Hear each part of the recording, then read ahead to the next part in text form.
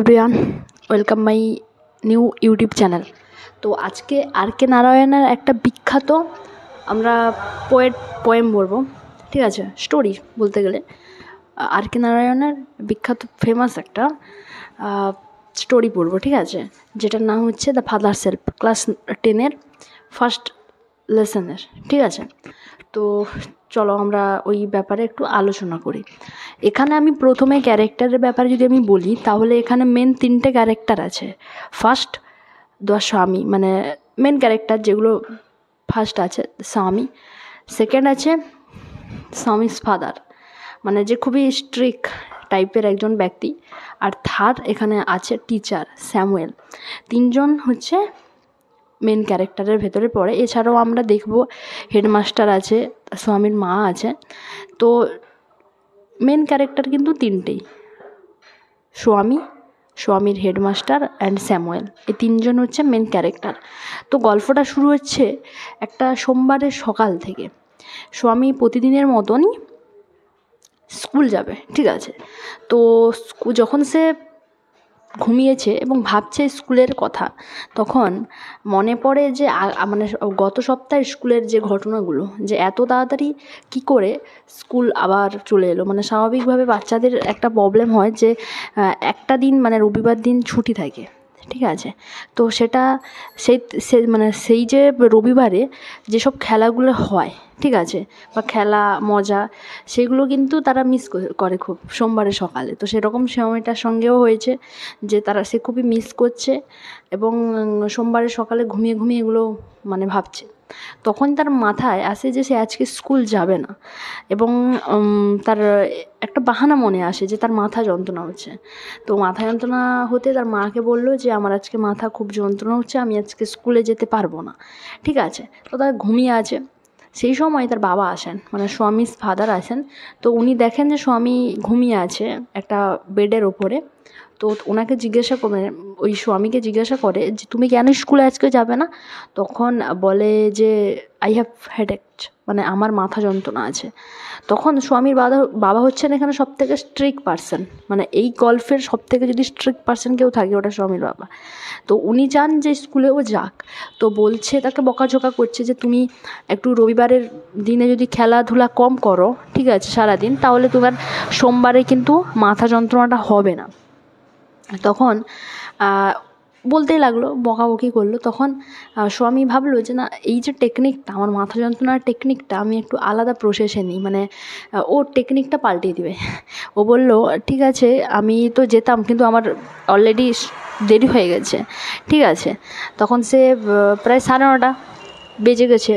তো তখন বলছে কি হয়েছে, দেরি হয়েছে তো কি হয়েছে, তুমি স্কুলে তাড়াতাড়ি রেডি হও, চলে যাবে। না, বললো যে আমাদের স্কুলের একজন মানে স্যার আছেন, যিনি হচ্ছেন খুবই স্ট্রিক্ট বা রাগী প্রকৃতির। ওনার নাম হচ্ছে স্যামুয়েল। এবার যেসব বাচ্চারা দেরিতে স্কুলে যায় তাদেরকে কিন্তু খুবই বকাঝকা করেন, ঠিক আছে, পছন্দ করেন না, ঠিক আছে। এই ব্যাপারটাকে, দেরিতে স্কুলে যাওয়া কিন্তু ওনার খুব একটা পছন্দ হয় না। স্বামীর বাবা বললেন ঠিক আছে, তোমরা যে এই যে তোমাদের যে স্যার তোমাদেরকে বকাঝকা করেন, এটা তুমি কি হেড টিচারকে বলতে পারো না? বা হেড টিচারকে তো কমপ্লেন করতেই পারো যে এরকম বিষয়ে তো সবাই বলে না। তখন স্বামী একটু মানে করে বলছে, মজার ছলে বলছে যে না, হেডমাস্টারও ওনাকে ভয় পান, ঠিক আছে। তো হেডমাস্টারকে বললে হেডমাস্টারও মানে স্যামুয়েলকে খুবই ভয় পান। তখন যখন দেখলো সব কিছু বলার পরে বললো ঠিক আছে, তুমি রেডি হয়ে যাও, আমি একটা লেটার লিখছি, মানে চিঠি, ওটা হেডমাস্টারকে দিয়ে তখন স্বামী আর কোনো বাহানা করতে পারলো না। মানে ও এতক্ষণ চেষ্টা করছিল স্কুলে না যাওয়ার জন্য, কিন্তু শেষমেশ ওর বাবার যেরকম মানে হিসেব দেখলো, তখন ও পারলো না, আর বুঝতে পারলো যে ওর দ্বারা এই টেকনিক আর হবে না। তখন উপায় না পেয়ে ও কী করলো, তাড়াহুড়ো করে স্কুলের জন্য রেডি হলো। এবং সে মাঝখানে জিজ্ঞাসা করছে এই চিঠিটা কার জন্য লেখাচ্ছ বাবা? তখন বলছে এটা তোমার জানার দরকার নেই, তুমি এটা হেড স্যারকেই দিয়ে দিবে। অ্যাকচুয়ালি আবার জিজ্ঞাসা করছে মানে স্বামী, যেটা কি স্যামুয়েলের ব্যাপারে? তখন বলছে হ্যাঁ, এটা স্যামুয়েলের ব্যাপারে, তোমাকে এটা খুলে দেখতে হবে না, তুমি ডাইরেক্ট গিয়ে কিন্তু প্রথমে হেড স্যারকে দিয়ে দিবে, ঠিক আছে। তখন তো সব কিছু চিঠিটাকে লিখে দেওয়া হয়েছে হেড স্যারকে দিবে বলে, চিঠিটাও নিয়ে গেছে। স্কুলের যাওয়ার পথেই স্যামুয়েল নিজেকে খুব গিল্টি মনে করছে, মানে সরি স্যামুয়েল না, এখানে স্বামী। তো স্বামী নিজেকে খুব গিল্টি মনে করছে যে পৃথিবীর সবথেকে খারাপ ছেলে মনে হয় সেই, ঠিক আছে। সে যতটা ভাবে যে স্যামুয়েল মানে ব্যাপারে তার বাবাকে যেইটুকু বলেছে যে ও এই ব্যাপার ওই রকম, সেরকম কিছুই নয়। অ্যাকচুয়ালি স্যামুয়েল খুবই ভালো একজন টিচার, খুব ফ্রেন্ডলি, আলাদা টিচারের থেকে মানে অন্যান্য টিচারের থেকে স্যামুয়েল একজন ফ্রেন্ডলি টাইপের, সবার সঙ্গে মেশে। তখন ওটা ভাবতে ভাবতে যাই হোক স্কুলে পৌঁছে গেল। স্কুলে পৌঁছে যখন সে হেড স্যারের অফিসে যাচ্ছে তখন দেখলো হেড স্যারের ক্লাসটা প্রথমে খোলেনি। তখন সে ক্লাসে ঢুকে গেল। ক্লাসে ঢুকতেই তখন ভেবেছিল যে মনে মনে ভাবছে যদি আজকে আমি দেরি করে এসেছি অ্যাকচুয়ালি কিন্তু স্যামুয়েল স্যার আমাকে বকবেন, কিন্তু সেরকম কিছুই করেননি স্যামুয়েল স্যার ওই দিন।